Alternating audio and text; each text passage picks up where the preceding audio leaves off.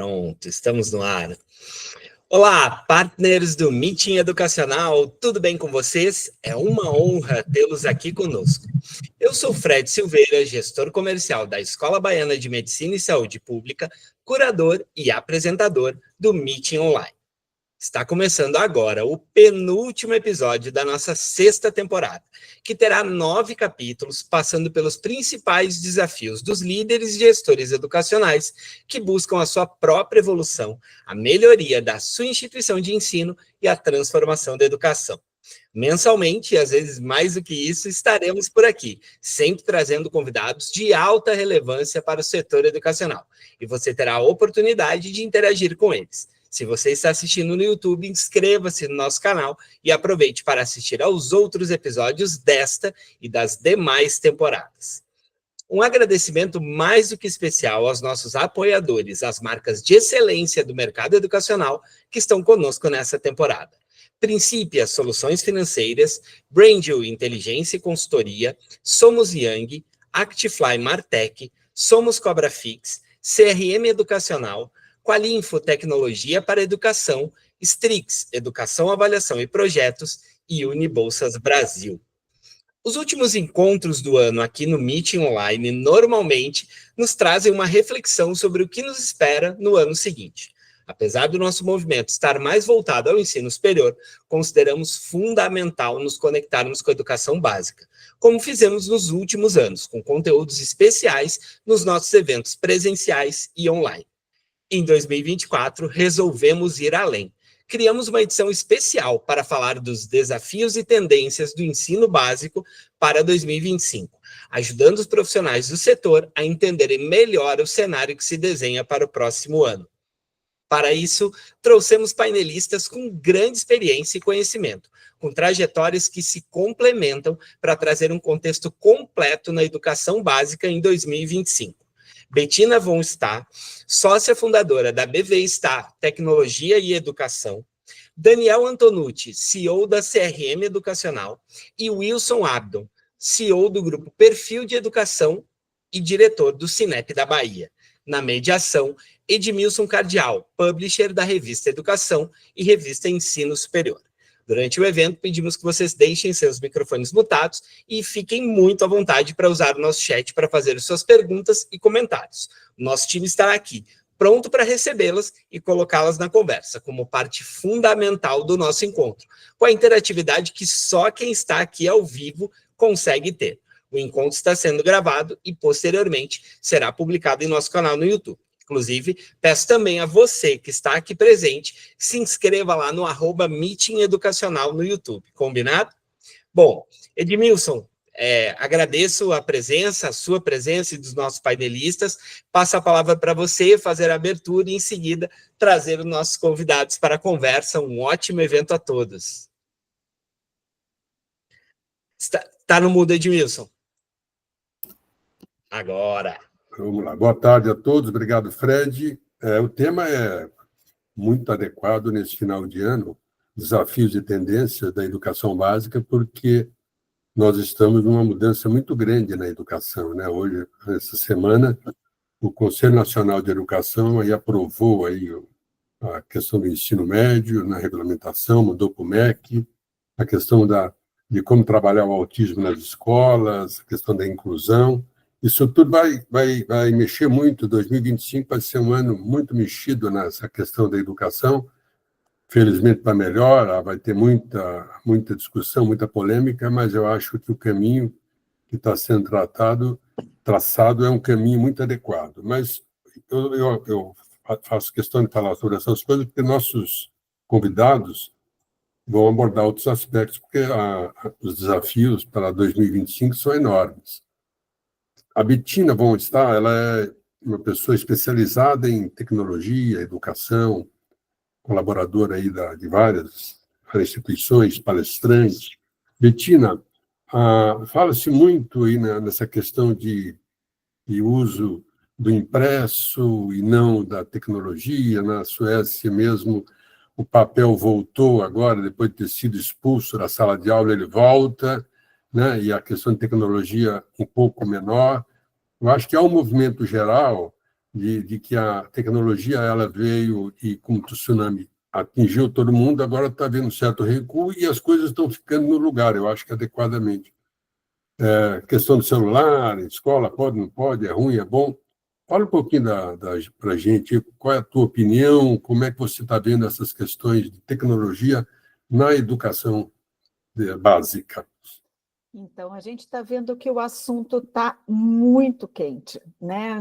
Quando que o governo federal decidiu como que tem que usar ou deixar de usar a tecnologia na escola, né? Então, né, é uma questão muito premente e, como eu digo, a tecnologia, ela influencia a escola mesmo quando não é usada. Né? A gente chegou num ponto que faz tanta diferença, que ela está afetando tanto a vida das pessoas, que mesmo quando ela não é usada, ela afeta a vida escolar. Por isso que é um assunto que está tão quente. Eu tenho aqui uma apresentação que eu vou compartilhar, e eu vou mostrar um pouquinho algumas reflexões a respeito. Mas quando a gente fala de tendências e desafios para a educação básica, né, no próximo ano, eu entendo que o principal desafio é que as escolas vão precisar se posicionar a respeito de como pretendem trabalhar com tecnologia na educação no âmbito escolar. Não é mais uma questão de se eu vou usar, se eu não vou usar, qual fornecedor que vai me atender, se eu vou contratar uma pessoa de tecnologia para resolver as aulas de tecnologia uma vez por semana, ou se eu vou trabalhar de maneira interdisciplinar, né, mas delegando isso para uma pessoa, para um fornecedor. Eu acho que as escolas vão precisar tomar a si a responsabilidade de se posicionar, né? E como eu digo, o desafio é muito, muito grande, né? A tecnologia entra nas escolas mesmo quando não é usada, eu vou apresentar alguns exemplos disso, e a gente está num momento também que não tem consenso sobre como lidar com a questão da tecnologia, né? Então, assim, a Suécia colocou tecnologia em todas as escolas, porque via vantagens, aí não soube prever algumas dificuldades, e agora proibiu tudo e volta o papel com tudo, né? Isso é uma das situações.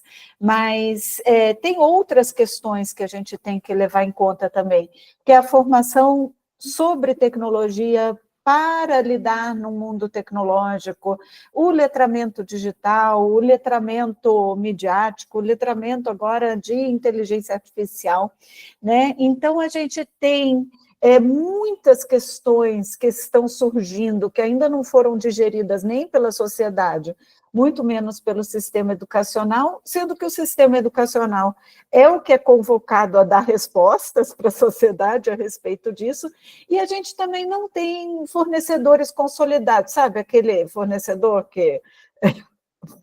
né, o editor de texto que todo mundo usa, né, a gente está num momento de muita expansão de tecnologias educacionais, então a gente não sabe, né, nem para onde correr, nem onde buscar ajuda. E aí, só para fazer um pouquinho de um histórico, para a gente entender por que 2024 é tão mais complexo do que outros momentos né, na história da tecnologia, vocês devem lembrar de quando chegou o Google, né, lá por o início dos anos 2000, né, e de repente a gente podia fazer pesquisa na internet, né, veio a internet em 94, mas aí os buscadores mais poderosos, né, um pouco depois, e a característica é acesso fácil à informação e fácil replicação de conteúdos em larga escala, né? Então, assim, um negócio muito simples, mas que mudou o mundo totalmente. E as consequências disso para a escola, mesmo que a escola não usasse a tecnologia lá dentro, é que deixou de fazer sentido o professor ser transmissor de conteúdo, porque dá para buscar conteúdo onde quiser, na internet, muito fácil, né? Aí surgem todos aqueles discursos de que o papel do professor não é o de ser transmissor de conteúdo, mas é o de ser monitor, tutor, curador, orientador, né? E todas aquelas palavras bonitas do professor, né, que usa metodologias ativas, né? E o aluno, ele tem que aprender a lidar com as fontes, ele tem que aprender a fazer busca ativa por informações variadas, ele tem que ter um letramento midiático para saber qual é o site onde ele está buscando a informação, se aquilo é confiável ou não é, tá? Então, a gente está num mundo, mas ainda num mundo, assim, quase que protegido perto do que a gente está vendo hoje, né? O perigo era, vai ter plágio, é muito fácil usar Ctrl+C e Ctrl+V, eu lembro que eu escrevi um artigo sobre isso, né? Então, assim, facilitou a cópia, mas surgiram também as ferramentas antiplágio e coisa assim. E no aspecto pedagógico, o que acontece? Num mundo onde é muito fácil ter acesso à informação, o que a escola precisa fazer? Buscar metodologias ativas, situações de desenvolvimento da criatividade, trabalho por projetos. A gente sabe que as escolas não mudaram o seu jeito de ser rapidamente, nem todas, até hoje a gente ainda tem ensino tradicional, expositivo, mas essa questão, né, surge, né, com força a importância das metodologias ativas. Aí a gente entrou no mundo das redes sociais, né, que parece a mesma coisa, só que diferente. Não, é completamente diferente, né? As redes sociais trazem a fragmentação da informação, né? Então, em vez de eu ver um texto inteiro, como eu via numa busca na internet, agora eu recebo os textos fragmentados. Eu não leio mais um jornal dentro de um site de jornal, eu leio as notícias assim, que me mandam, né? Pior, a informação busca você, não é mais você que busca a informação, tem um problema sério de protagonismo. E gerou esse comportamento da gente se conectar com quem está longe e se desconectar de quem está perto, né? O que aconteceu na escola? Mesmo quem não usa tecnologia e que está todo mundo apavorado agora, desatenção, superficialidade, depressão, ansiedade, polarização, acesso a más influências, cyberbullying, fake news, e as escolas olhando assim para um lado, meu Deus, de onde veio isso, né? E as soluções começam a ser a solução fácil, proibir o celular na escola, né? Mas se o aluno continuar usando em casa, os problemas vão continuar acontecendo, né? E se a gente só parar de usar a tecnologia, a gente também não vai saber lidar com ela.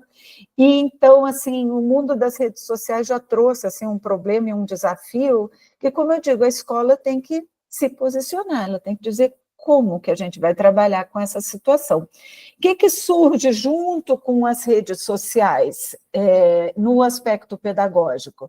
Aí vem aquela onda de desenvolvimento socioemocional, meditação, mais esportes, porque mesmo que fosse intuitivamente, as escolas estavam percebendo, né, muito problema emocional junto aos alunos, e a gente precisa de um antídoto para isso. Mas se você for ver, é bem no momento que surgem as redes sociais que surge essa necessidade também. Então, as metodologias ativas não bastam mais, a gente começa a ter que cuidar do emocional, que é o que é mais afetado pelas redes sociais. Então, o problema não é exatamente o celular, né? Porque o celular serve para buscar informação, mas esse celular, com aplicativos, com notificação, com fragmentação da informação, com tudo isso, eles afetam os indivíduos e afetam a capacidade de atenção e a capacidade de aprendizagem, né? Então, isso precisa ser, no mínimo, discutido nas escolas. E agora chegou a inteligência artificial generativa, né? Como se não fosse nada. A gente vê as pessoas falando assim, tem inovação tecnológica, a gente tem que lidar com isso, tem que absorver na escola, tem que começar a usar, senão vai ficar para trás. Sim, a gente tem que conhecer, a gente tem que orientar, a gente tem que saber usar, senão vai ficar para trás, mas a gente também tem que conhecer os perigos e também vai ser solicitado às escolas orientação, porque é sempre assim, né? No final, a escola inventa uma tecnologia, colocam na sociedade sem ninguém pedir, mas é a escola que é chamada para dar conta do recado, né? Então, com inteligência artificial generativa, de repente eu consigo gerar texto e imagens de qualidade parecidas com criações humanas. Rápido, fácil, né? Qual é a consequência? Imediatamente todo mundo, alunos, professores, escola inteira, sociedade, o mundo, está lidando com questões de autenticidade, em todas as interações. Você não consegue mais saber se uma pessoa gerou aquele texto que está mandando para você, assinado por ela no WhatsApp, né?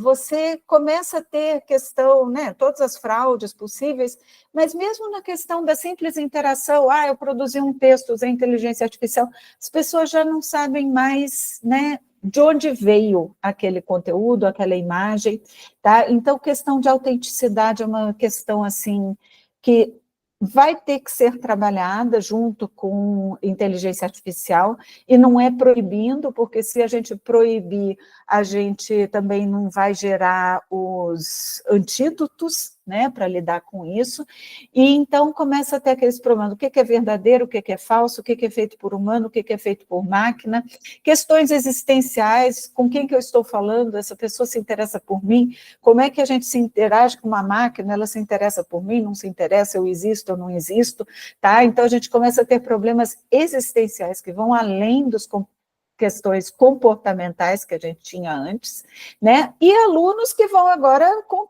toda a propriedade dizer que não precisam mais aprender a escrever, falar ou desenhar, porque a internet pode, porque a inteligência artificial pode fazer alguma coisa por isso.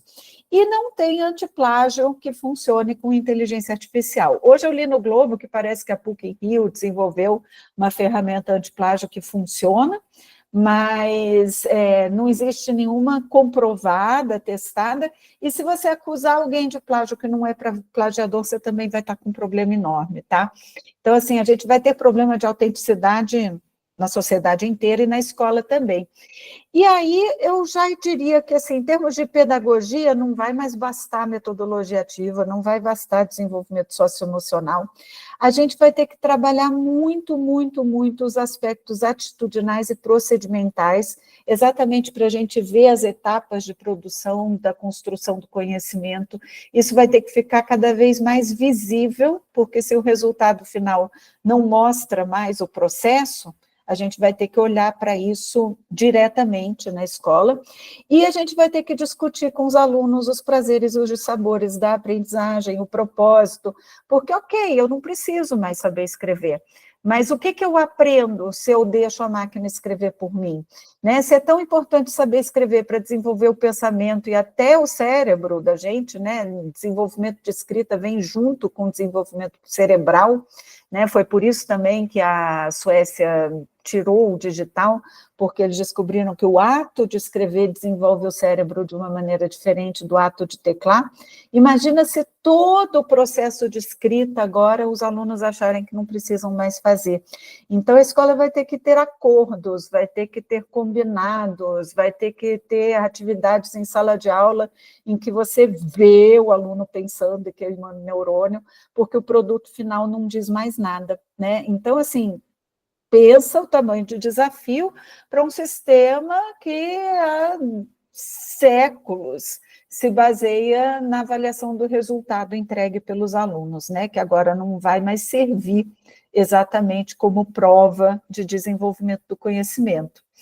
Então, assim, resumindo, né, eu acho que as escolas não vão poder respirar aliviadas porque o governo proibiu o celular na escola, que os problemas vão continuar existindo, né, e elas vão ter que lidar com as consequências do uso da tecnologia em casa e na rua e do jeito que ele afeta a escola. Né? Então, mesmo que a escola já tivesse a opção de proibir tecnologia, não basta proibir, isso também tem que ser discutido, né? E a gente, na hora que a gente discute, a escola vai ter várias opções, né? Do tipo de escola que ela quer ser. Então, é uma escola que, no mínimo, vai discutir por que foi permitido, por que foi proibido usar a tecnologia em casa ou na escola, mas a gente também, a escola vai ter que desenvolver abordagens pedagógicas que lidem com essas consequências, tá? Então, é aquilo que eu já falei, né? Metodologias ativas, socioemocional, valorização do processo, questões atitudinais e coisas assim. Então, ok, eu não uso tecnologia, mas a tecnologia ainda afeta a escola, eu ainda tenho que mexer no cognitivo dos alunos desta maneira. mas a gente também vai precisar promover o letramento midiático, incluindo efeitos de impulsionamento e da interação com máquina. Então, não é mais só aquela coisa de ver o texto como quem disse o que para quem, onde, em que circunstâncias, com que objetivo, né? Porque isso muda a partir do momento que a informação busca você, com um algoritmo, e isso muda mais ainda quando você está interagindo com máquina. Então, o letramento midiático tem outras demandas atualmente. A gente vai ter que promover letramento digital, então, junto com a lei da proibição da celular, vem a lei do letramento digital. Então, a gente vai ter que ensinar como a tecnologia funciona, como que desenvolve pensamento computacional, como que programa um computador, mesmo que eu não precise programar, eu preciso saber como ele funciona, entender como o pensamento computacional é diferente do raciocínio humano. Tá? Isso vai passar a ser demanda, né, do cidadão comum e está entrando como lei, como novo conhecimento básico para todos os alunos. A gente vai ter que ensinar a programar para os alunos poderem ser criadores e não só consumidores de tecnologia, ou não, a escola pode dizer que não, que ela vai parar ali no nível 2, mas é importante que essa decisão seja consciente. Ou então, se ela vai fazer uso pedagógico, né, incluir a questão do letramento midiático, letramento digital e o ensino de programação, né, com foco em criação de tecnologia, e nunca deixou de existir a possibilidade de usar a tecnologia para desenvolvimento de conteúdos curriculares, né? Então, isso é o que a gente vinha discutindo, né, desde a virada do milênio. Será que a gente aprende mais matemática com tecnologia? Será que a gente aprende mais português com tecnologia? Nunca ficou muito claro, mas está bem claro que a gente consegue aprender muita coisa com tecnologia, sim, mas existe aquela questão de dosar. E como a gente ainda não tem a solução pronta, cabe a cada escola definir como vai querer dosar isso de acordo com o propósito da escola. Então, em linhas gerais, né, era esse o recado que eu queria dar assim, para começar a nossa discussão. Aqui estão os meus contatos e a gente pode ir conversando depois. Muito bem. A Bettina levantou uma série de problemas aí que as escolas vão ter que resolver. Já estão resolvendo algumas coisas, mas, obviamente, que a família tem que entrar nessa parada, porque não adianta a escola simplesmente proibir o celular se a família apoia, mas ela apoia, mas em casa ela não proíbe, então ela delega. Então, essa contradição, daqui a pouco o Wilson, que vive isso todos os dias, vai poder falar melhor sobre essas questões. Bom, a Bettina falou aí, por ordem alfabética, eu vou chamar o Daniel, lembrando que no final a gente bate um papo mais descontraído sobre o que vai acontecer ou o que a gente pode prever para o próximo ano. O Daniel Antonucci já tem uma experiência grande na educação, ele é o CEO da CRM Educacional, e recentemente fez uma pesquisa, porque o que acontece é as escolas, as instituições de ensino superior, a escola de educação básica, fazem um trabalho de marketing para buscar matrículas, para buscar candidatos. E na hora H, aí vem o Daniel, vai dizer o que acontece. Daniel, boa tarde, obrigado pela presença. Conta para a gente aí, o que está acontecendo aí nessas pesquisas que você andou fazendo aí.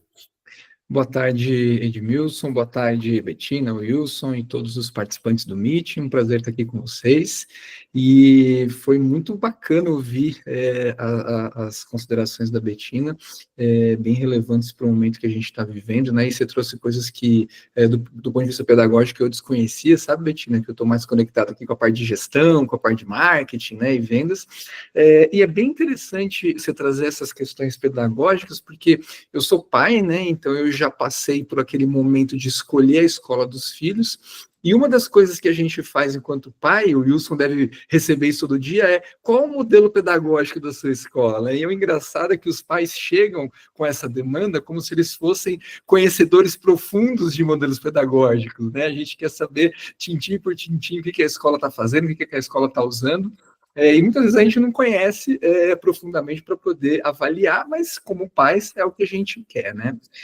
E a gente, aqui na CRM Educacional, a gente estava bastante interessado em entender qual era a jornada de procura, de pesquisa e de matrícula que a família faz ao longo da escolha das escolas para os seus filhos, né? Eu digo família porque às vezes é um tutor, às vezes um aluno um pouco mais velho é o próprio aluno que ajuda nessa parte da pesquisa, mas então a gente mapeou esses passos, essa jornada de ingresso. E aí a gente fez uma pesquisa, que é essa que o Edmilson trouxe, para avaliar como que as escolas estão lidando com esses passos todos durante o processo, então, de matrícula, né? Obviamente que eu estou aqui trazendo uma perspectiva mercadológica, ou seja, a gente fez cliente oculto em 200 instituições, em 200 colégios espalhados pelo Brasil, em diferentes momentos aqui desse ano, de abril até agora,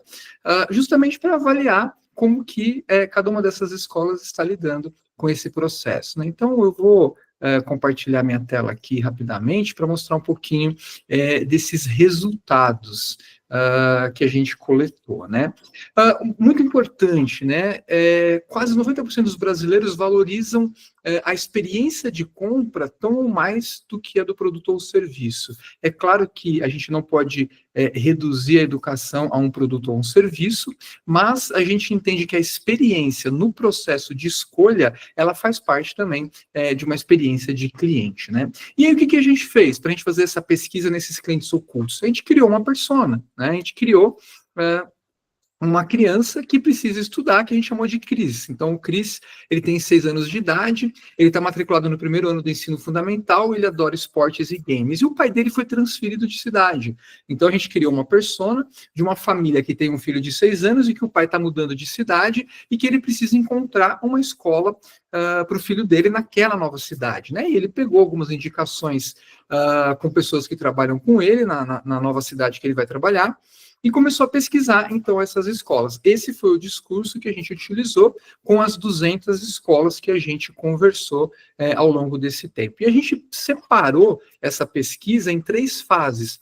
O contato pelo telefone, o contato pelo site e o agendamento de visita, né? Então, a gente fez isso pensando um pouquinho, tanto a geração X quanto a geração Y, que são os pais dos alunos das escolas, que alguns ainda usam telefone, que alguns preferem um contato mais direto via site ou WhatsApp, e a parte de agendamento, que é justamente querer conhecer o modelo pedagógico e querer conhecer a infraestrutura da escola, que é uma coisa bastante comum nessa persona, nas famílias hoje em dia.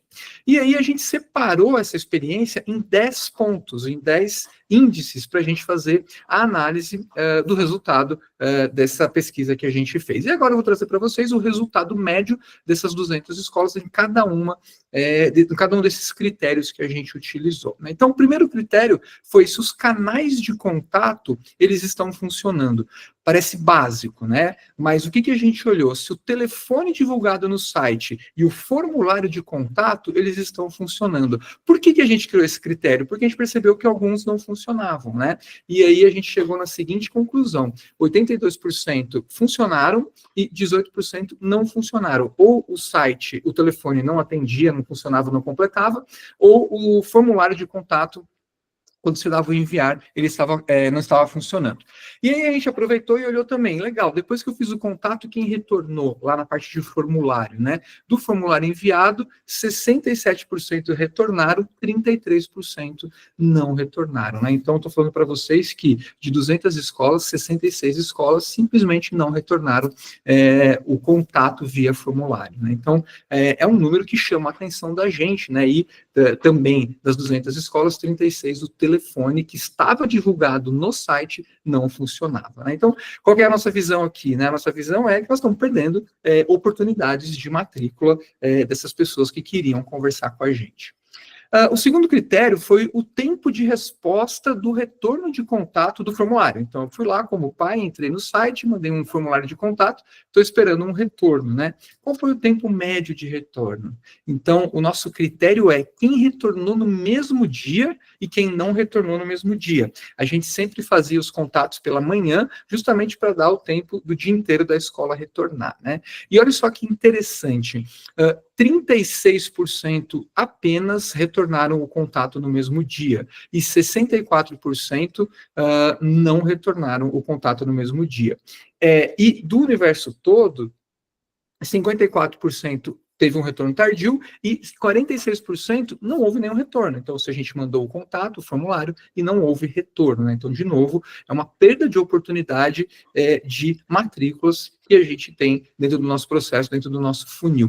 E aí eu trouxe aqui também uma pesquisa feita pela Unbounce, que é uma ferramenta de conversão. Eles mostram que os contatos respondidos em até 1 minuto têm 391% de taxa de conversão maior do que os feitos depois de 1 hora. E aí depois, 2 minutos, 3 minutos, 30 minutos, 1 hora, e assim por diante. Então, você vê que quanto mais rápido você retornar, melhor a sua taxa de conversão, porque você pega a pessoa que está buscando o contato ali no momento de decisão. Obviamente que eu não estou dizendo que a gente tem que retornar os contatos todos em 1 minuto, mas, obviamente, que quanto antes eu retornar, melhor, maior vai ser minha taxa de conversão. Depois a gente vai para o terceiro critério. Eu telefonei, ou estou falando no WhatsApp, e eu quero saber se a escola capturou o lead, né? Só lembrando, o lead são as informações de contato daquele pai ou daquele responsável que está entrando em contato com a instituição de ensino, né? Basicamente nome, e-mail, telefone e etc, né?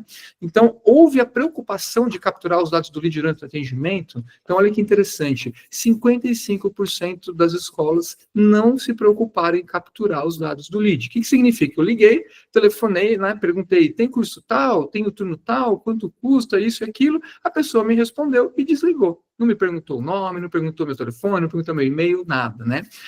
E das que captaram, das 45 que captaram, 28 nunca mais entraram em contato com a gente, né? Como se a gente tivesse feito lá um contato, capturou o lead, mas também a gente desapareceu ali nas anotações das pessoas, né? Então, de novo, a gente está mostrando aqui que a gente está deixando oportunidades de matrícula passar, porque o pai entrou em contato, pegou a informação e a gente simplesmente não registrou essas informações.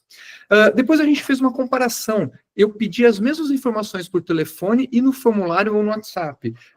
Como que foi a resposta, né? As perguntas foram respondidas de maneira clara e objetiva, e aí a gente, na nossa percepção, obviamente, 34% não responderam e 66% responderam, né? Então, aqui, um pouquinho melhor o resultado, e 28% das escolas que responderam deram respostas diferentes entre o telefone e o formulário, né? Então, também uma preocupação muito grande, às vezes eu tenho pessoas diferentes trabalhando por telefone, respondendo um contato no WhatsApp ou no formulário, e elas não estão alinhadas. Então, elas dão informações diferentes para o pai. Se o pai fez os 2 contatos, ele fica um pouco perdido, né? Mas, de novo, 34% não deram informações claras. Então, também esse treinamento, essa capacitação do pessoal que está atendendo é fundamental para que a gente possa dar uma resposta bastante clara para o pai.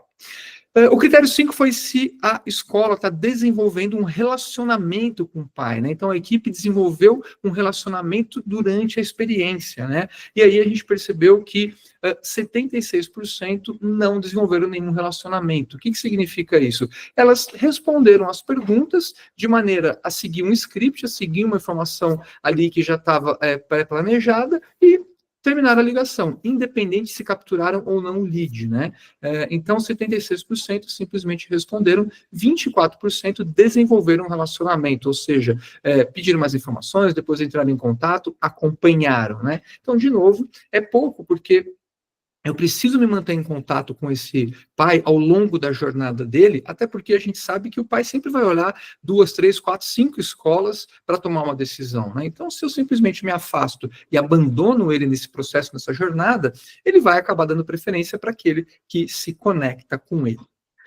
O critério 6, se a equipe enfatizou os diferenciais. A gente sabe que, como gestores, donos de escola, a gente luta muito para ter os diferenciais, para ter o modelo pedagógico, né, para ter o ensino digital, como a Bettina colocou, para ter a escola bilíngue, que os pais hoje em dia buscam muito isso e tal, mas a equipe está enfatizando esses diferenciais. Então, olha só que interessante, 75% das vezes que a gente conversou, as escolas não enfatizaram seus diferenciais. Então, eu tenho um monte de diferencial muito bacana que eu desenvolvo lá, mas na hora de vender uma matrícula, a gente não está enfatizando, não está dando ênfase nesses diferenciais, né? Então, também é fundamental que as equipes sejam treinadas para enfatizar os diferenciais que elas têm na instituição de ensino, em comparação, obviamente, com os concorrentes que ela tem na mesma região, na mesma faixa de preço, do mesmo público-alvo, obviamente.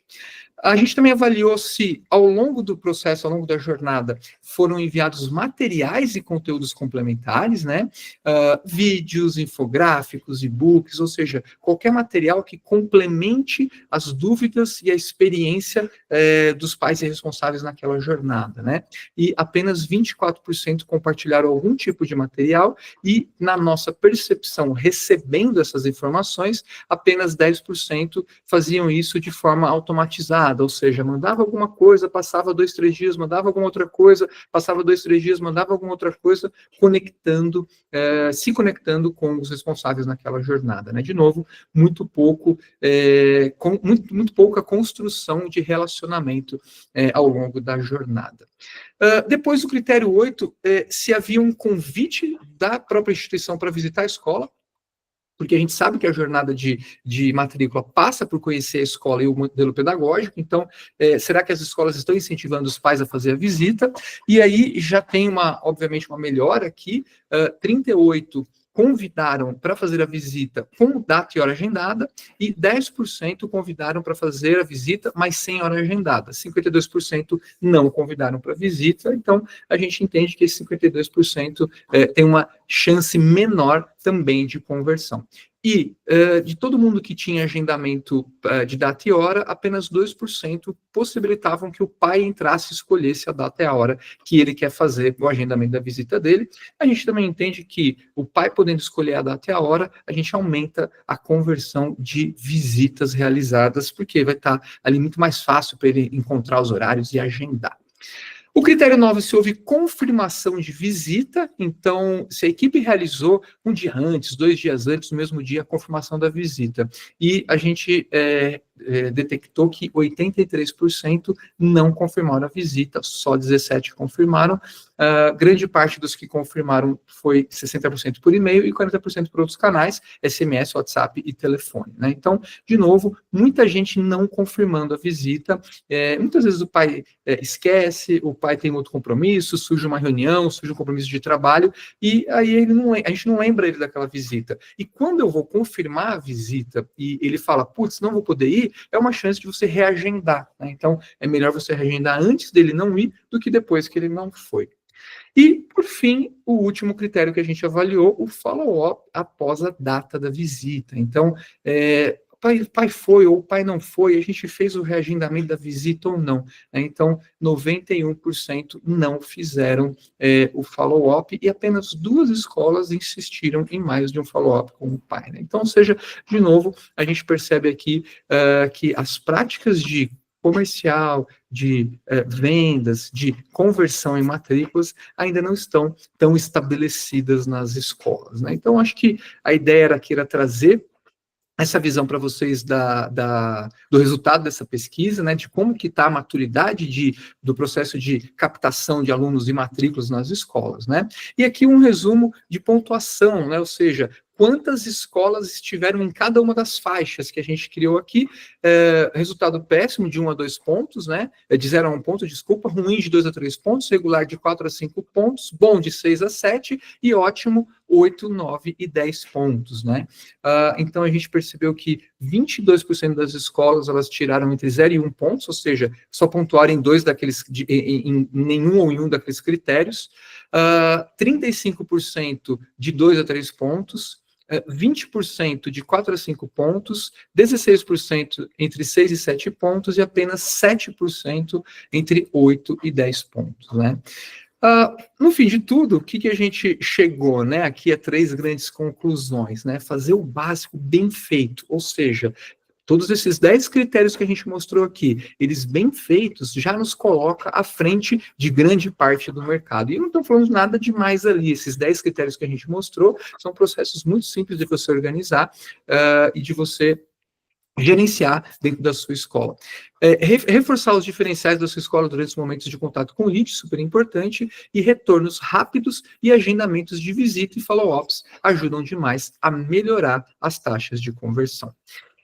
Se vocês quiserem baixar o e-book dessa pesquisa, a gente criou um material, né, que detalha todo esse processo que a gente fez, toda essa apresentação que eu acabei de fazer aqui, mas de forma mais detalhada. Só escanear esse QR Code, se cadastrar lá e você vai receber o e-book com todas essas informações que a gente acabou de divulgar aqui. E aqui tem os meus contatos também e o meu LinkedIn. Acho que era isso que eu queria compartilhar nessa primeira parte, Edmilson. Ok, Daniel. Você se surpreendeu com esse resultado? Eu me surpreendi um pouco, Edmilson. Eu achei que o nível de maturidade estava um pouco maior. Sendo bem transparente com você, eu achei que estava um pouco maior. Então, por um lado, eu me surpreendi. Por outro, eu enxergo uma grande oportunidade das escolas fazendo pouca coisa. Por isso que eu falei, faz bem o básico, melhorarem muito o seu processo de captação. E o perfil das escolas? Média, pequenas? Como é que foi? Você tem um perfil? A gente tem um perfil, no e-book a gente mostra, mas a gente pegou todo tipo de escola, confessional, não confessional, escola de bairro, rede, grupo, escola grande, escola pequena. Então a gente quis pegar bem o panorama geral realmente do mercado, sem segmentar num único perfil. Então foram de todos os perfis que a gente tem hoje no Brasil. É a primeira vez que a CRM faz uma pesquisa dessa natureza? É a primeira vez que a gente faz, Edmilson. A gente fez na educação básica, a gente gostou tanto do resultado que a gente fez também na educação superior, e a nossa intenção agora, obviamente, é fazer ela de forma anual daqui para frente. Porque o Wilson, depois, no final, ele vai falar agora, depois, no final, ele pode debater muito isso, porque, né, ele, como diretor do sindicato também, ele está toda hora conversando e sabe do perfil do dono, mas me parece, eu aqui de fora, é assustador, né? Porque você investe uma estrutura para captar e na hora que vem alguém para ser captável, você simplesmente ignora. Os números são bem assustadores. Wilson Abdon é diretor do sindicato da Bahia, sindicato dos donos, dos gestores de escolas. E é também CEO do Grupo Perfil, portanto, está vendo essa história aí de trás para frente. Wilson, a gente pode deixar esses dados do Daniel Antonucci para o final, para um bate-papo. Agora eu queria que você, então, falasse aí a tua visão do que são os desafios 2025 para as escolas brasileiras, na sua experiência na Bahia. Obrigado, Edmilson. Daniel, Betina, obrigado aí pela abertura. Fred, parabéns pelo evento aí, obrigado a participação de todos aí, os colegas, reconhecendo alguns donos de escolas aqui. Pessoal, assim, eu não tenho nenhuma apresentação estruturada, porque minha fala vai ser mais puxando para vocês um bate-papo. E eu vou pensar um pouquinho, Betina, pedir licença a você e a Daniel, tudo que vocês falaram aí, porque, de fato, os novos desafios e as tendências para 25 são cada vez mais desafiadores, né? Como é que eu vou dizer? Estão mais difíceis. Por quê? Nós estamos hoje com a falta de regulamentação em muitas coisas da educação. Os novos desafios são muito grandes. A falta de profissionalização das escolas, como o Daniel gostou, em um ponto das escolas é muito grande. Algumas escolas acadêmicas têm crescido. Grandes grupos educacionais têm chegado e mexido com o mercado, mas as escolas menores, as escolas ainda da professora, aquela escola mais amorosa, ainda vivem a escola do passado. Há 8, 10 anos atrás, eu participei de um curso, de uma palestra, e o pessoal, na época, o reitor da Faculdade de Portugal falou o seguinte: a escola é a instituição que nunca irá acabar, mas a escola, como conhecemos, está acabando e irá mudar. Isso tem 8, 10 anos, e isso está acontecendo. A Betina acabou de provar aí com a fala dela, que hoje a escola que a gente fazia há 8, 10 anos não cabe na escola de hoje. A escola antes de 2000, antes do Google, era uma, com o Google é hoje com a inteligência artificial é outra, tá? Quando você usa hoje os desafios da tecnologia, não só a questão do celular nas escolas, mas de todas as necessidades. Hoje você tem uma BNCC que fala a obrigação de treinar o aluno, de falar do desafio à tecnologia, ao letramento, pensamento computacional, é uma obrigação. Ao mesmo tempo, a legislação que diz que proíbe o celular e proíbe o uso excessivo de tela. Então, aonde a escola está indo? O que é excesso de tela, o que não é? O que é efetivo, o que não é? Tá? Aí, para isso, nós passamos, como a Bettina colocou, novas metodologias, novas tendências, novas tecnologias, e aí a gente cai num problema antigo, formação da mão de obra, dos professores, da equipe gestora da escola. Nossa formação no nível superior ainda é muito arcaica, ainda é escola tradicional. Ao mesmo tempo que você tem, como o Edmilson falou, a mudança do ensino médio, que era um modelo em 2021, foi reformulado agora, é outro modelo, dando mais incentivo à parte acadêmica, à base comum nacional, ou seja, passar no vestibular, né, mais matemática, mais física, e essas demandas todas que Bettina trouxe, que são tão mais importantes hoje, letramento digital, socioemocional, acolhimento das famílias, relacionamento, atividades de interação social, estão ficando cada vez mais apertados no currículo das escolas e que isso demanda. Temos que lembrar que a escola é um ciclo de 18 anos. A criança entra com 1, 2 anos, vai até 17, 18 anos na escola.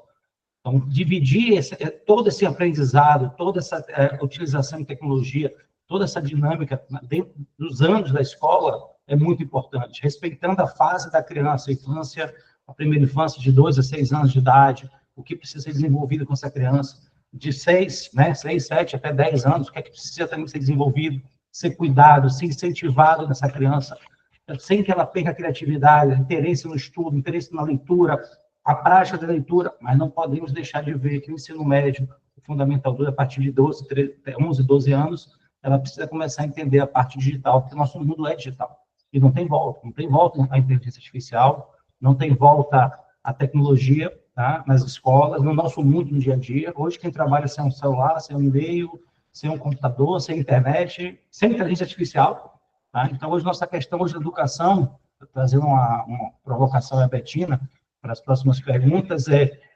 não interessa mais a escola saber se quem fez a inteligência artificial foi o aluno, é saber o que o aluno entendeu, que daquilo ele gera de conhecimento, de aprendizado, de construção para a vida dele, para aquilo que ele quer construir.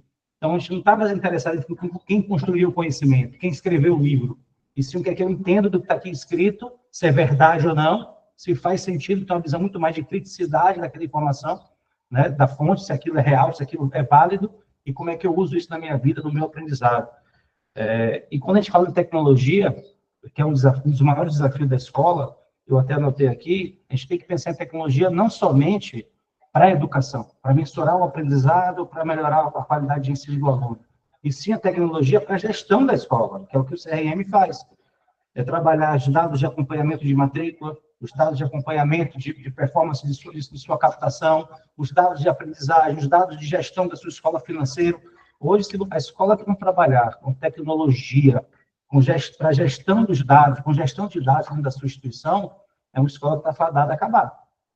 Porque hoje as demandas profissionais são muito mais altas. Tá? As questões legais, os novos desafios em termos de inclusão, socioemocional, cada vez mais batendo nossa porta. A legislação está obrigando, como você falou, Edmilson, foi você que foi Bettina, não importa o que aconteça, muda no mundo que cai nas costas da escola para a escola dar conta de formar, de organizar, de transformar isso, né, na sociedade. E é o que está acontecendo com a inclusão, é o que está acontecendo com a tecnologia, é o que está acontecendo com o socioemocional, cada vez mais crianças nas escolas sem nenhuma questão de ordem psíquica ou questão de ordem emocional, mas depressivas, bullying nas escolas, tá? Falta de controle emocional, falta de ansiosas demais. E isso não é a escola só que vai resolver. Se a gente não começar, como a Bettina falou, trazer essa discussão para a sociedade de forma mais sistêmica, com as famílias, nós não vamos conseguir. Nenhuma escola aqui, por melhor que seja, por melhor profissionais que tenham, vai conseguir dar conta disso tudo sozinha. Então, você tem tecnologias para ajudar a mensurar e acompanhar isso.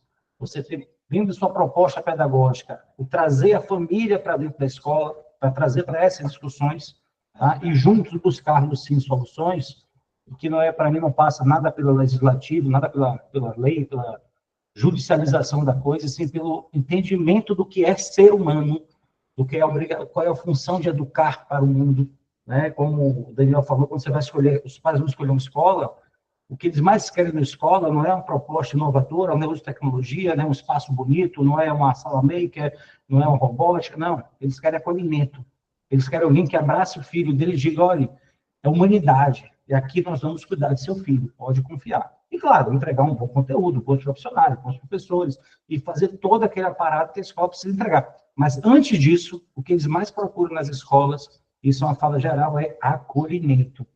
Nós, cada vez mais, precisamos de mais humanidade nas escolas, no nosso processo de relação humanas, na relação da escola com a família, com os estudantes, do que só a questão tecnológica, de projetos, porque é muita coisa. As crianças, às vezes, cansam. Eu acompanho, eu tenho uma filha de 11 anos, e ela outro dia disse, pai, por que proibiram o celular na escola? Eu falei, filha, proibiram, porque, infelizmente, tem crianças que não têm um momento de usar. Agora, você acha que a escola incentiva o uso de celular? Ela parou, olhou, não. Falei, o que você tem na escola? Quantos do seu dia a escola propõe atividades que você não precisa do celular? Pelo contrário, não pode mexer no celular. É de várias, pai. Tem um projeto socioemocional, tem a gincana, tem o intersala, tem a brincadeira, tem o esporte, tem o teatro, tem... Falei, está vendo que a escola promove a integração? Agora, tem crianças que têm dificuldade da integração e vão buscar integração no aparelho. Como colocaram aí, às vezes aproxima quem está longe e distancia quem está perto. Então, essa questão que a escola tem que estar, e cada vez mais olhar algo que é muito difícil, que exige uma demanda, exige um esforço hércules, que é personalização. Olhar cada criança do seu jeito, do seu modo, nas suas necessidades, com a relação familiar que ela tem. Porque depende da relação familiar, muda tudo. Muda tudo. E a família é um ponto super importante para essa mudança. Tá? Então, hoje a escola está com o desafio de botar em pratos, né? Aquele malabarista de circo, com 22, 3, 6 pratos ao mesmo tempo, de botar a necessidade do acolhimento humano, do acolher, do atender, não só a criança, mas a família. Famílias que chegam lá nas escolas hoje, eu falo de uma forma bem generalizada, sem saber o que precisa fazer o filho dele para cuidar do filho, com dúvidas sobre muitas coisas. A escola tem que acolher e dar orientação. A escola tem que ser hoje um pratinho da gestão profissional, com sistemas, com dados para captação, para retenção de alunos, para garantir a sustentabilidade do negócio. As demandas todas novas de tecnologia, de metodologias novas, de utilização, de atender todas essas regras e leis educacionais, desde o anti-bullying, o antirracismo, agora é a questão dos povos originários, agora é a inclusão, agora é o pensamento computacional, agora é o material STEAM. Então, é muita coisa que a escola tem que dar conta.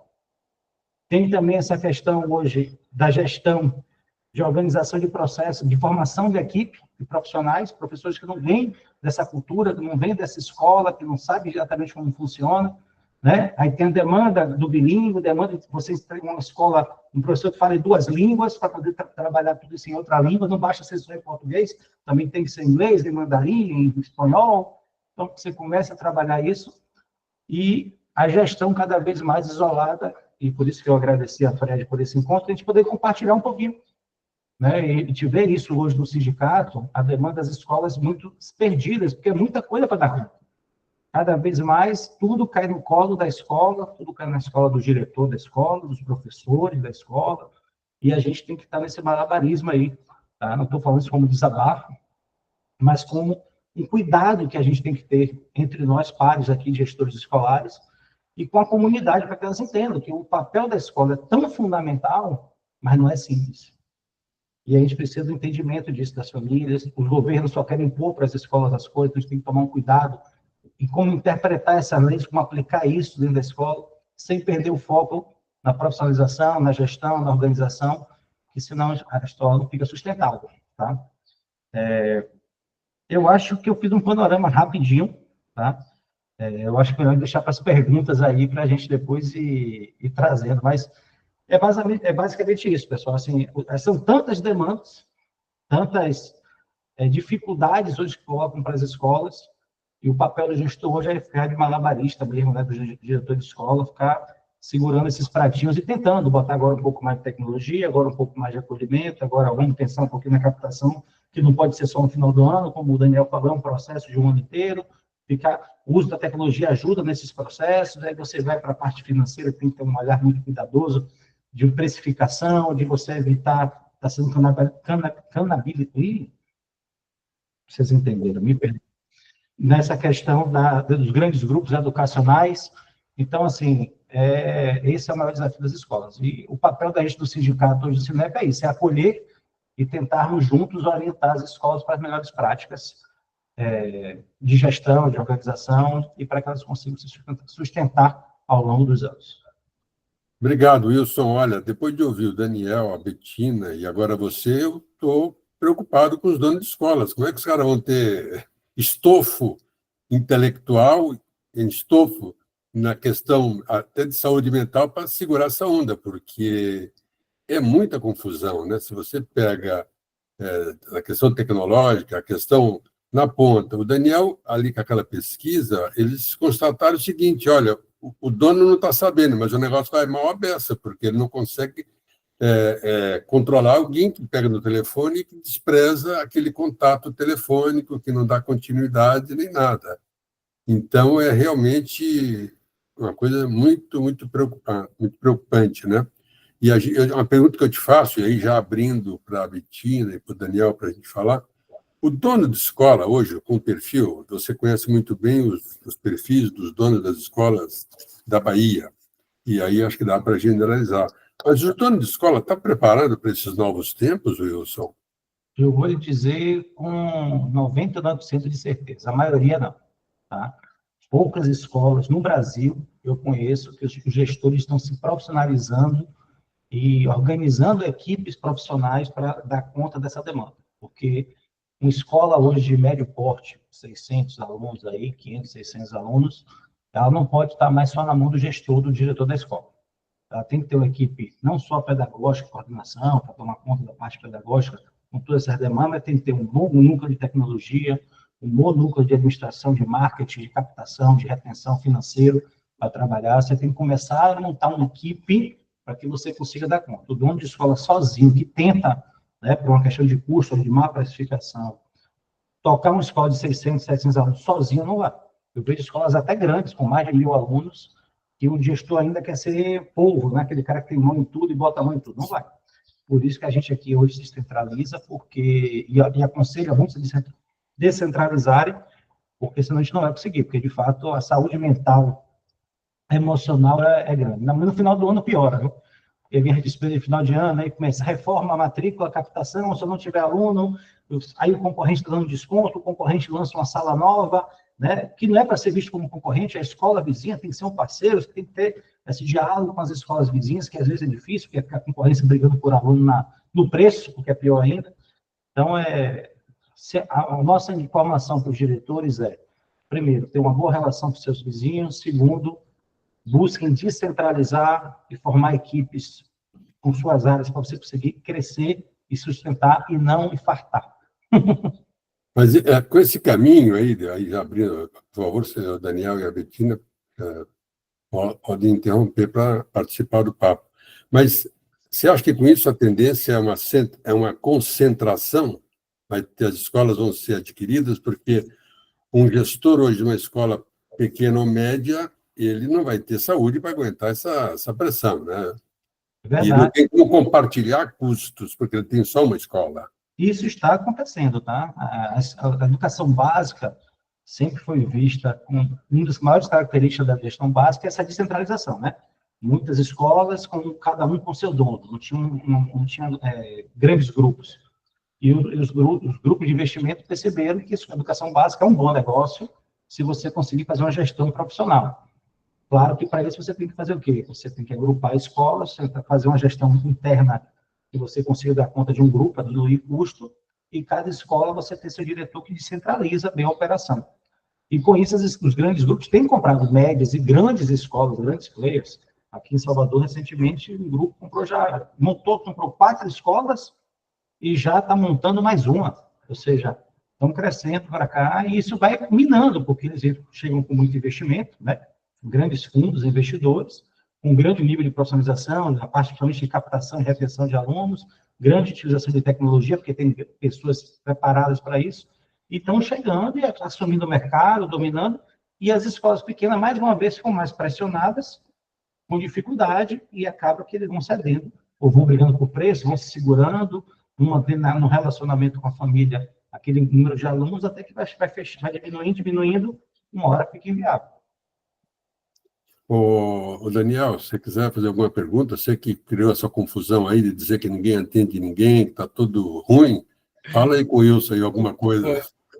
O Edmilson, longe de mim querer criar uma confusão, o objetivo aqui é contribuir, né, e mostrar que, às vezes, o crescimento está mais próximo do que a gente imagina, porque os pais procuram as escolas e são coisas que a gente pode fazer ajustes, né, simples, para resolver esses indicadores que a gente mostrou aqui, né, e eu ouvindo aqui o Wilson, eu já trabalhei dentro de escola, Wilson, dentro de faculdade, já presto consultoria nessa área há muitos anos, né, principalmente com ferramentas de tecnologia, e eu entendo perfeitamente todas essas dores que você trouxe, a correria, o dia a dia, o acúmulo de funções, né, e eu acho que realmente é um desafio conseguir equilibrar isso tudo, né?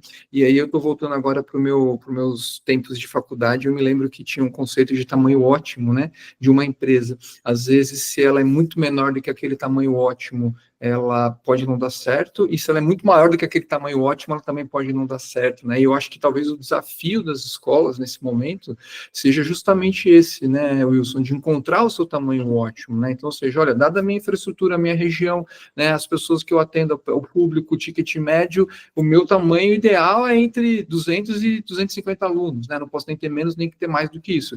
E aí eu tenho que me estruturar para isso, né? E, obviamente, que estruturar para isso passa por tudo isso que a Betina falou, por tudo isso que o Wilson falou, e também pelos indicadores que eu trouxe aqui de captação, né? Então, eu acho que para contribuir um pouco mais com isso que o Wilson trouxe, esse panorama que ele trouxe, eu traria essa visão de tamanho ótimo, que talvez as instituições tenham que se atentar para isso. Não, você trouxe um ponto, Daniel, que eu vou puxar aqui, que é certíssimo. Muitas escolas querem crescer, ter mais alunos, investem, e às vezes perdem a mão aí. Quem investe para ter mais alunos, esquece de investir que para mais alunos seja um acompanhamento melhor. Para sustentar mais alunos, precisa de um investimento maior. E aí esse não fecha. Então, se cada escola, de fato, fizesse análise interna, seu plano revisse seu plano de negócio, e observasse, eu com X alunos, meu ticket médio de X, eu consigo dar um resultado, eu consigo ter uma escola funcionando, com isso eu tenho uma demanda menor de crescimento, de novos investimentos, consigo ter uma aproximação melhor e olhar melhor o pedagógico, que é meu foco, que é um grande problema, muitos gestores só olham o pedagógico, não olham lá. E, como eu falei aqui, o uso de tecnologia na gestão, as escolas têm que começar a pensar nisso. A sistemas, a organização, porque se não pensar em uso de tecnologia hoje, desde uma inteligência artificial, um chatbot, a sistemas de gestão financeira, de matrícula, de CRMs, se você não tiver isso, você não consegue nem se manter, porque você acaba perdendo os pais que chegam para você. Às vezes você faz uma campanha de marketing, tem um bom trabalho pedagógico, os pais indicam, você não consegue captar, não sabe por quê, e você treina a sua equipe e volta, mas às vezes não tem esse acompanhamento, não tem os dados, não tem esse acompanhamento, isso também dificulta. Então, essa gestão própria, isso eu digo, o dono de escola tem que estar olhando tudo, mas não tem que fazer nada. Esse é o modelo que eu acho que é de crescimento. Claro, uma escola menor, ele tem que estar na operação, não tem como. Mas no dia que a escola vai crescendo com a escola média, ele tem que começar a pensar dessa forma. Legal. Ô, Betina, sobre o uso do celular, só proibir, não dá certo, tal, mas não vai fazer falta, né? Proibir na escola, vai ficar 4, 5 horas sem telefone celular, e depois em casa vai poder usar. Como é que você vê essa questão? Porque você, na sua explanação, você meio que acha impróprio essa proibição. Como é que é? Como é que você vê isso melhor? Olha, eu acho que não é o celular, né? Os aplicativos que têm notificação, os aplicativos de rede social, os aplicativos que correm atrás da gente e não é a gente que busca, eles têm esse fator muito nocivo de tirar a atenção das pessoas, de gerar fragmentação da atenção, gerar superficialidade. Então, assim, é melhor que eles não estejam presentes numa aula tradicional. Tá? É melhor que não esteja presente no momento que o aluno tem que interagir com quem está ao lado. Então, assim, eu não acho errado que existam regras, que a gente tire o celular de circulação no momento que a gente está junto, né? Mas eu acho que só proibir na escola está longe de resolver o problema. Porque se você proíbe na escola e não discute criticamente por que aquilo está sendo proibido, ele vai usar em casa da maneira mais nociva possível, sem controle nenhum e sem ter discutido aquilo. Então, eu acho que assim, o perigo dessa lei assim, é federal e a gente obedece, a gente lava a mão para um problema que continua sendo um problema da escola. Tá? Então, a lei pode ajudar a escola, né, a enfrentar os pais que acham um absurdo o filho ficar sem celular, porque pode precisar de uma emergência, pode ajudar a enfrentar os alunos que ficam com síndrome de abstinência e ficam agressivos quando tira o celular deles e coisa assim. Agora, só acatar a lei sem tomar a responsabilidade de discutir o papel do celular na sociedade, né, e por que o celular é nocivo e o que é nocivo no celular, aí a escola está se furtando ao papel dela de formar para um mundo cheio de tecnologia. Né? Então, se a gente continua, tá bom, proibiu o celular, mas a gente continua fazendo letramento de... né, ensino de leitura, interpretação de texto, com base na lógica do impresso, sem considerar também o digital, sem considerar também os algoritmos, sem considerar, né, o que as máquinas estão transmitindo de informação para você, a gente está fazendo um letramento midiático incompleto. Né? Eu preciso do celular para isso? Talvez não, mas nada custa, né? Em algum momento pedagógico, eu posso dizer, peguem o celular e vejam qual tipo de propaganda que você está recebendo. Né? Isso é o que o algoritmo pensa de você, a partir das suas interações. Né? E quando a gente começa a olhar isso, vem muita coisa, porque né, eu faço esse exercício regularmente, é uma proposta que eu faço nas escolas, quando eu tenho oportunidade, eu faço também. Se você for prestar atenção, eu estou recebendo propaganda das coisas que as minhas filhas buscam na internet, que o meu marido busca na internet. Como é que o algoritmo sabe, né, o que o outro está fazendo e eu posso vir a ter interesse, sabe? Então, são coisas que a gente começa a ficar mais esperto e que se a gente não é alertado para isso, a gente continua consumindo achando que foi Deus e foi sorte que colocou aquilo para você no celular, mas não, foi alguém que ouviu que você estava conversando com um amigo ou que sabe por algum cálculo que aquela pessoa está relacionada a mim e provavelmente minha filha, então se ela quis comprar uma meia e ela fez a pesquisa lá, vem propaganda de meia para mim aqui. Às vezes não são coisas tão inocentes, mas assim, já aconteceu, meia colorida. Tá? Então, são coisas que a escola tem que deixar os alunos mais espertos. Né? Com inteligência artificial, se a gente não trouxer para dentro da escola a discussão da autenticidade, a discussão do processo de construção do pensamento através da linguagem e coisa assim, se isso não for explicitado na escola, vai ficar aquela coisa, eu finge que eu ensino, o outro finge que aprende, a gente finge que não viu e não constrói, né? Então, o que eu acho não é que o celular não deva ser restringido, ele deve sim, mas a escola tem o papel de definir o que é esse tal desse uso pedagógico do celular, né? Que a lei deixa essa brechinha, ou então a lei diz que vai proibir até o 5º ano, e aí no 6º ano, quando começa o cyberbullying mais violento de todos, a gente vai liberar, e como é que a gente vai liberar? Né? Então agora pode, né? Era proibido, professor, agora eu sou grande, agora pode. Como é que a escola vai lidar com isso, tá? Então, não é que eu sou a favor do celular liberado na sala de aula de forma alguma, mas eu acho que só acatar a lei federal é muito pouco perto do desafio que a escola tem para lidar com essa questão. Wilson, você quer falar?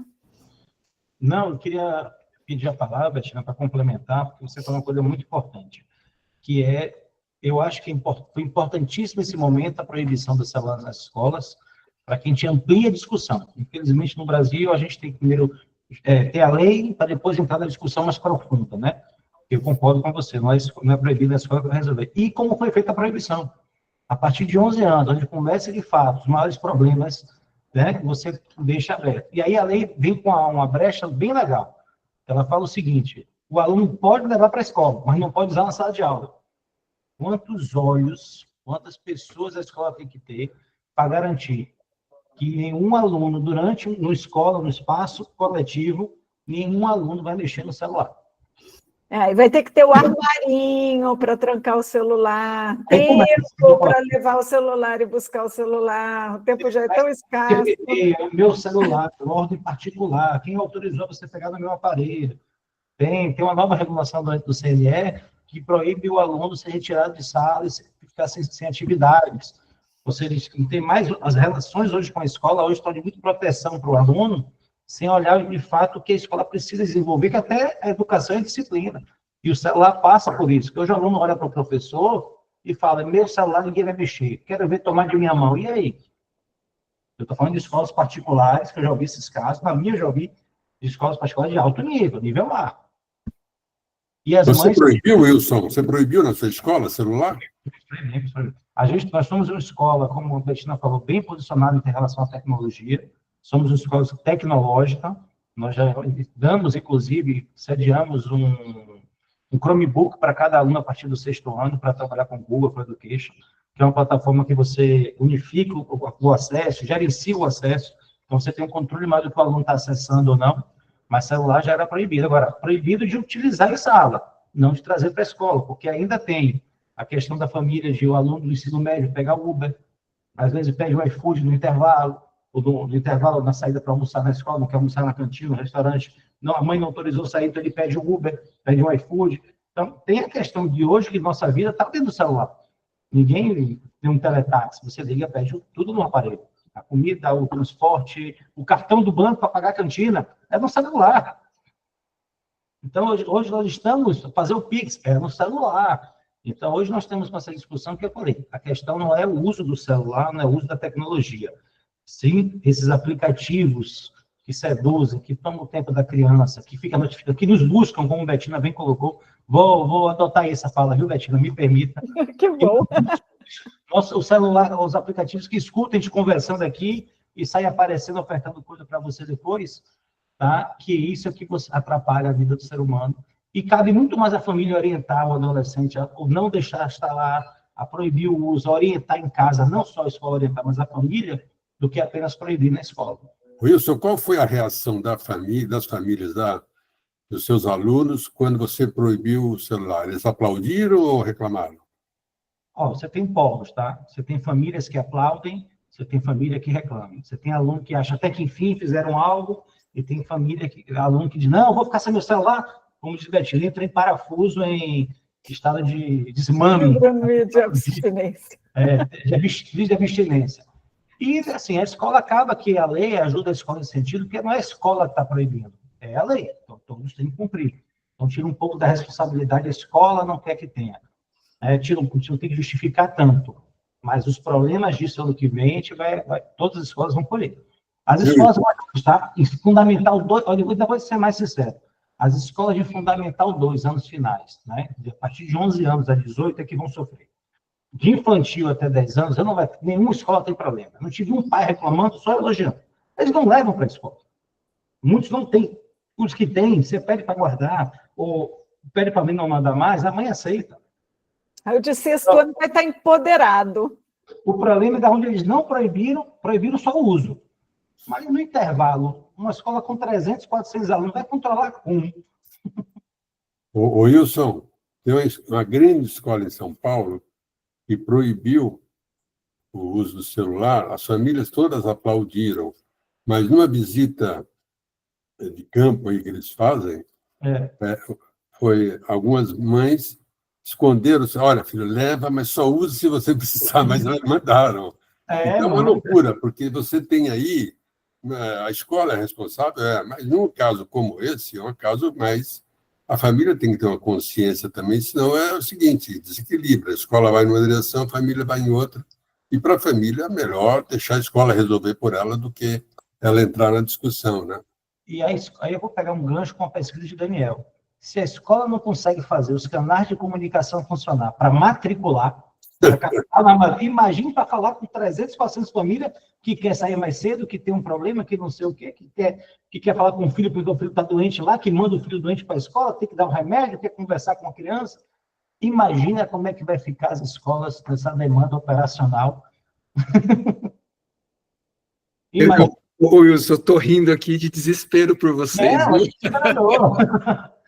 Eu vou ser muito sincero. Hoje, mais uma vez, aí eu tenho aqui na nossa escola, no nosso grupo, a gente criou um aplicativo, nós estamos com um setor de TI bem desenvolvido, nós criamos um aplicativo que fica no nosso app de comunicação, que o pai entra e ele autoriza a saída da criança, independente, não precisa falar com ninguém na escola, ele autoriza, aparece no monitor da portaria, o nome da criança, o horário que autorizou, o aluno recebia, né, o token no celular dele para comprovar, e a gente teve que até adequar agora, por quê? Para evitar esse número de ligações excessivas de preciso que meu filho saia mais cedo, que acontece muito, acredite. A gente começou, conhece com o aplicativo, eu comecei a mensurar. A gente tem, em média, hoje, 8%, 10% dos alunos, que é muito aluno, 1.200 alunos, que saem antecipadamente por dia na escola. Imagina isso sem ligação.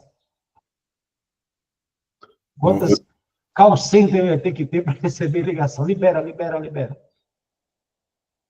O Daniel, é mais complicado o ensino superior ou a educação básica? Para esse aspecto de organização. Para esse aspecto que o Wilson colocou, eu entendo que a educação básica, justamente porque são crianças, né, que dependem muito mais dos pais responsáveis. O ensino superior, grande maioria é responsável por si só, não tem essa demanda tanto de contato entre escola e família, né? Então, eu acho que essa carga acaba caindo um pouco mais na educação básica, né? E eu acho que hoje em dia, o Wilson e Bettina, as famílias muitas vezes terceirizam a educação para a escola e não o ensino necessariamente, né? Então, eu acho que isso também pesa para as escolas, né? Tem que, às vezes, ensinar coisas básicas, né? Eu acho que, diante do que está sendo colocado aqui, mais uma preocupação, né? Daniel, vou completar. Essa terceirização já acontece há mais de 25 anos, tá? Desde que eu comecei em trabalhar em educação lá novinho aqui como estagiário. A questão toda é que foi uma diretora de escola, eu conversando com ela no passado, ela me deu informação. Ela estava conversando com as mães, e falando, tá bom, vocês terceirizaram a educação dos seus filhos para mim. Não foi? Ótimo, eu assumo. Agora, deixa eu agir. Vou tratar como se fosse meu filho. Se eu botar de castigo, tá de castigo. Se eu chamar atenção, vou chamar atenção. É comigo, tá bom? As mães, não faça com meu filho, não. Ou seja, quer terceirizar a educação, quer que eu faça o serviço sem me dar autoridade para. Então, não funciona. E, Edmilson, sua pergunta é bem simples. Quem é dono de escola aqui, diretor de escola, vai dar risada. A educação básica é muito mais complicada. Sabe por quê? Nós temos mães. Tá? Mãe e pai, meu Deus do céu. Eles amam tanto as crianças, que não deixam elas viverem. Eu estava ontem, uma amiga minha, esteve aqui comigo ontem, matricular o filho de 2 anos. Só faltou chorar, porque a criança de 2 anos, ano que vem, vai ter que vir para a escola e vai sair de casa, passar um turno longe dela. Arquiteta, formada, concursada, alto grau de conhecimento. Estava chorando na minha frente ontem aqui, porque o filho vai para a escola pela primeira vez com 2 anos de idade. Mas, Wilson, o sindicato aí, você é diretor do sindicato, o sindicato também tem uma missão espinhosa, porque ela vai ter que também ajudar esse gestor a se preparar para enfrentar essas paradas que sozinho ele não vai dar conta, né? Não, com certeza. Essa é a nossa missão do sindicato, tá trazendo mais discussões como essa. Tá? A gente começou uma série de lives desde o ano passado, reuniões online, com a periodicidade mensal, bimestral, para dar voz ao diretor, ouvir as dificuldades, abrimos canais de comunicação com os diretores de escola, para que a gente possa ouvir as dificuldades e estar compartilhando e trazendo junto essas soluções. Porque hoje em dia, cada vez mais as demandas, como eu falei, são mais desafiadoras e mais difíceis de se vencer. Edmilson, eu queria aproveitar e fazer uma pergunta para a Bettina sobre o tema que ela trouxe, sobre IA generativa. Que é um desafio grande, né? Eu tenho visto alguns professores de educação básica pedindo para os alunos fazerem trabalhos manuscritos em casa, em folhas de almaço, né, Wilson? E eu lembrei da minha infância fazendo isso. E aí eu vi um vídeo na internet muito divertido, que é uma impressora 3D, imprimindo o trabalho numa folha ao maço, imitando a letra de forma do aluno. Ou seja, o aluno sempre vai estar na frente, né? Não tem jeito, porque a tecnologia está para isso. E aí eu percebo, Betina e Wilson, que existe uma necessidade grande de capacitação do professor, do docente, para lidar com tudo isso que está acontecendo do ponto de vista de tecnologia e de mudança de hábito, mudança de geracional, mudança de tudo isso que a gente está vendo, né? Como é que vocês veem esse processo de mais uma coisa, Wilson, para fazer, que é capacitar o professor, né? O Betina, nessa questão tecnológica toda, como é que vocês veem isso? É essencial, a gente precisa, porque, né, foi inventado em 2023, não está em nenhum currículo de nenhuma formação básica de professores, não vai entrar tão cedo, é um problema muito sério, com muitas consequências, tá? Também não estou querendo dizer que a gente tem que parar o desenvolvimento da tecnologia, mas é um tipo de tecnologia que vai mudar muito a forma de ser da sociedade.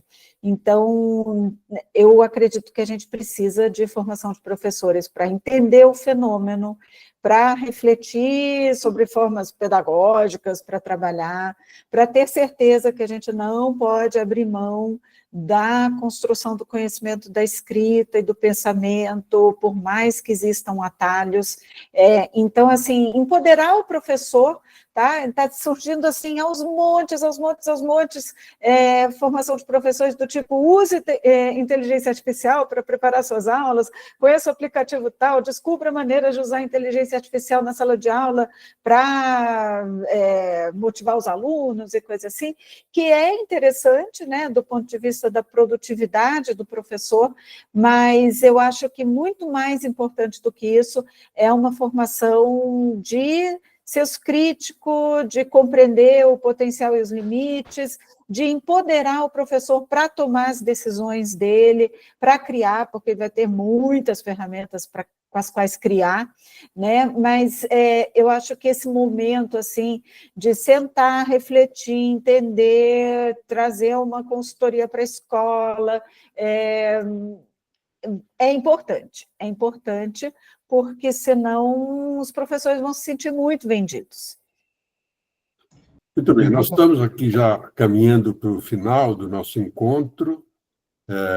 Eu, antes de passar a palavra, abrir de novo a palavra, eu queria fazer um comercial, que é o seguinte: acessem www.revistaeducacau.com.br, quem quiser acompanhar o que se passa no mundo da educação básica, tem a própria revista lá dentro, é um mar de informações, é um grupo editorial independente que traz sempre um ponto de vista do mercado, não traz nem de si, não tem, é um grupo independente, não é ligado a nada, e traz o contraditório, traz um fato e traz quem é contra, quem é a favor daquele fato, e para que os gestores de escolas, os coordenadores pedagógicos possam se informar.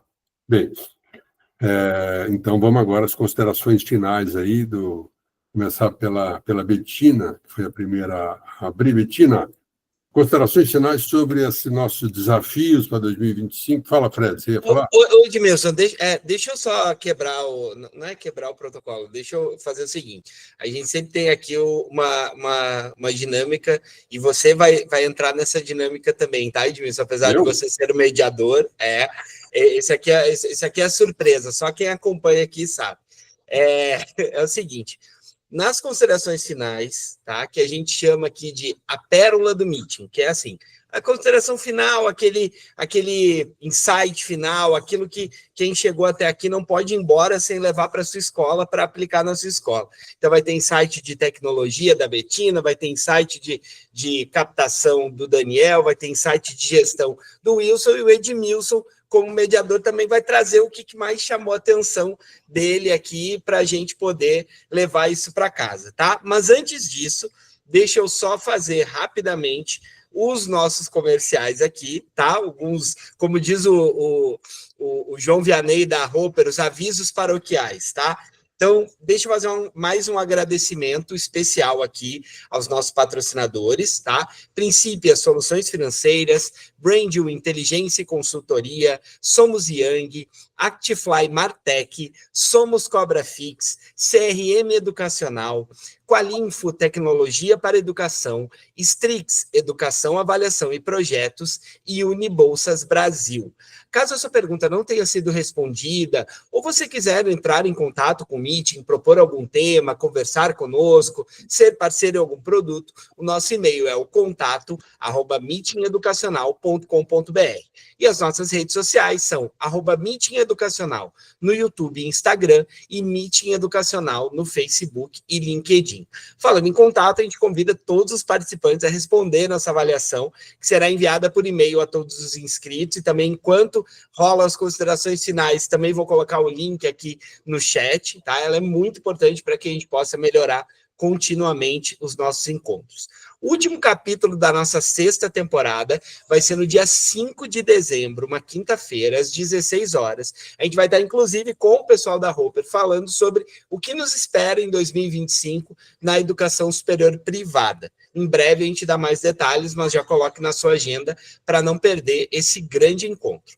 Antes disso, ainda em novembro, nós vamos ter uma edição online especial pós-Meeting Experience 2024, aberta a todos os nossos partners. Vai ser uma oportunidade incrível de acessar conteúdos que, inclusive, não foram levados, né, para Curitiba no nosso evento presencial, se conectar com outros profissionais, construir conhecimentos aplicáveis para a sua instituição de ensino. A gente vai ter um formato diferente, a gente vai ter duas palestras e depois uma conversa mesmo estruturada para entender o que foi possível aplicar, o que dá para aplicar na instituição. Então, não percam, fiquem ligados nas nossas redes sociais para ficar por dentro de todos os detalhes desse evento. Vai ser no dia 26 de novembro, às 16 horas. Então, por falar nisso, a gente reforça o convite, além de seguir nossas redes sociais, no Instagram, LinkedIn e Facebook, nós temos o nosso Meetingcast. Daniel Antonucci já nos deu uma entrevista no Meetingcast, a gente conta histórias de grandes profissionais da educação,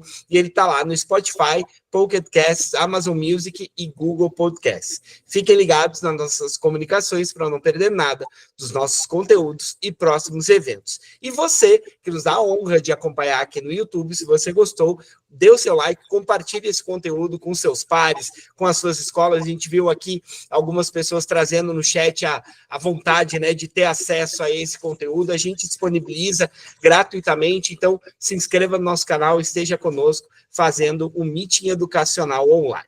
E agora, feitos os comerciais, vamos, então, às considerações finais, a nossa pérola do Meeting.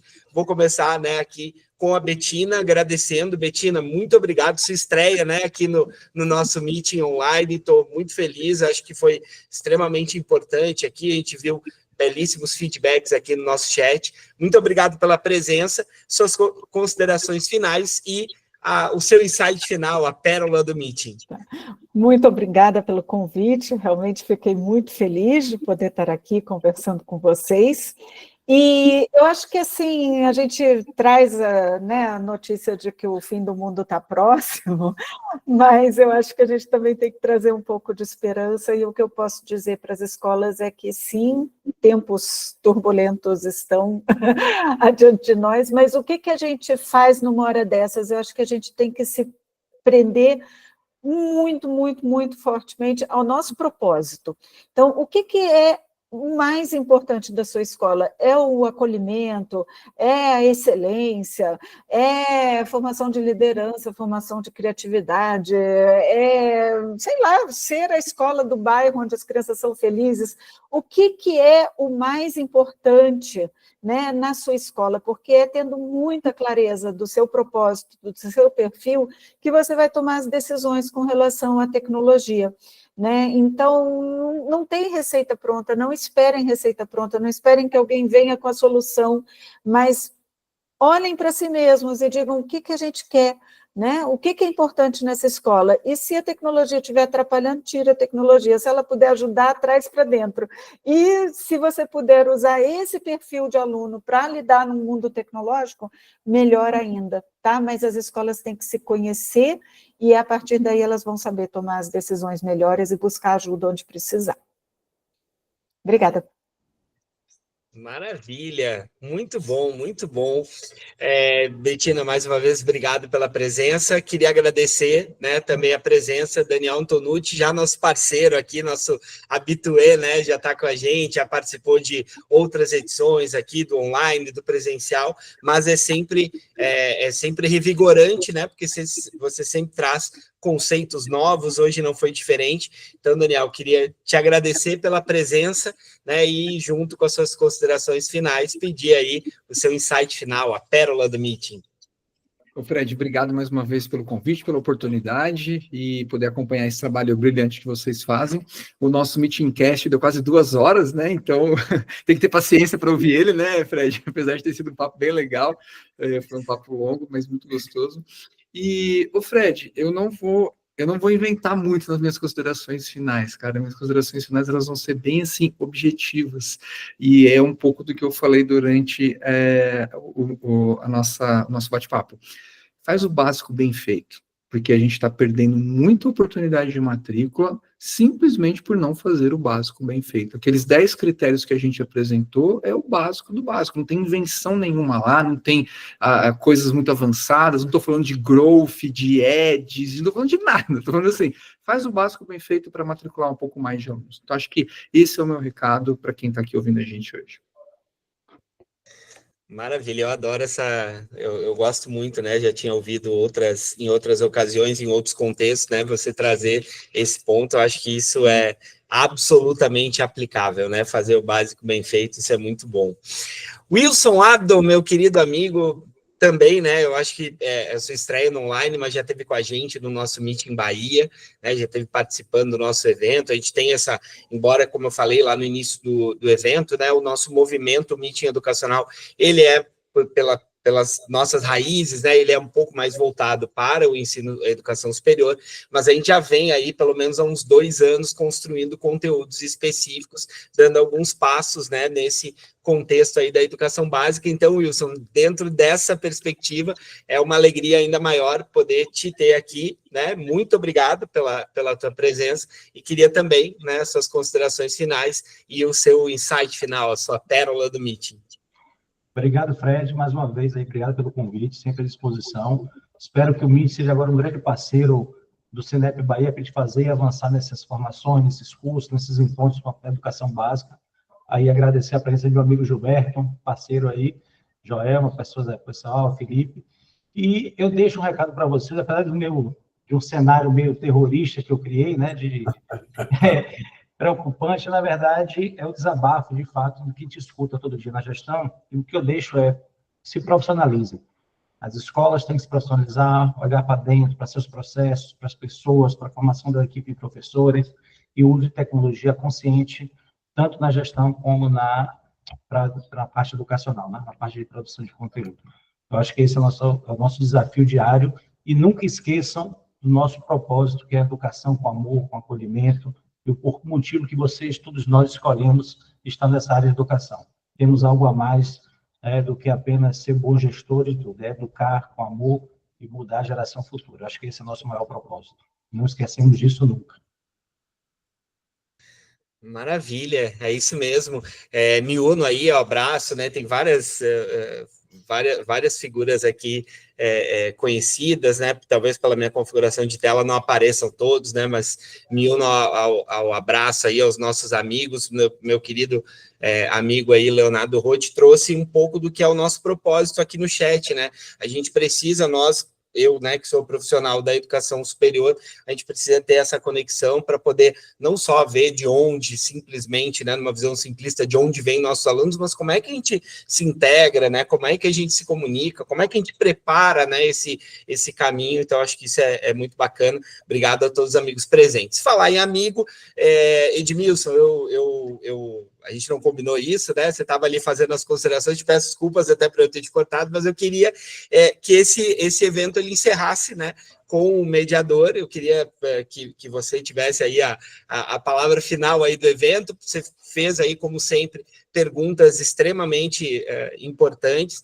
Para mim é uma honra, para a gente aqui do Meeting, né, mas uma honra pessoal, particular. Foi uma das amizades aí que a educação me deu, né? Então, eu estou muito feliz com a tua presença aqui. Eu acho que o online aqui, eu acho que essa primeira participação, mas já esteve participando conosco nos nossos eventos presenciais de forma brilhante, e acho que você traz um pouco disso, né? Enquanto publisher de das duas principais revistas aí dos segmentos, né, de ensino superior e ensino básico. Acho que você foi perfeito aí nessa função. Muito obrigado pela presença, e eu queria também, nessas considerações finais, aí o seu insight, aí o que mais lhe chamou a atenção, a sua pérola do Meeting. Obrigado, meu amigo.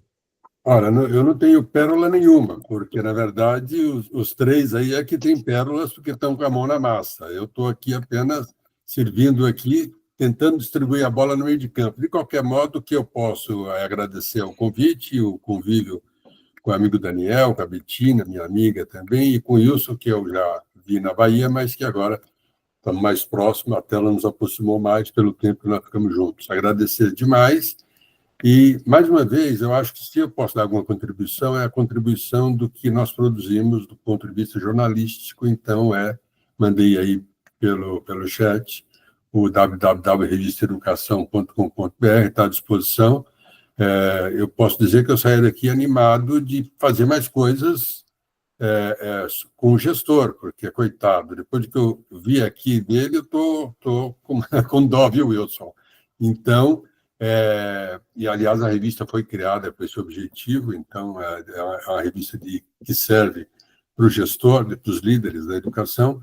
Então, agradecer e dizer que estamos aí para próximos encontros que tiver. Um grande abraço a todos que nos assistiram, que vão nos assistir. Obrigado, Betina, minha amiga, Daniel, Wilson e o querido Fred. Então é isso, partners. Muito obrigado a todos. A gente espera vocês no dia 26 de novembro aqui e também no dia 5 de dezembro, com os últimos episódios aí da nossa temporada online. E a gente está à disposição de vocês aí pelas redes sociais e demais canais, tá bom?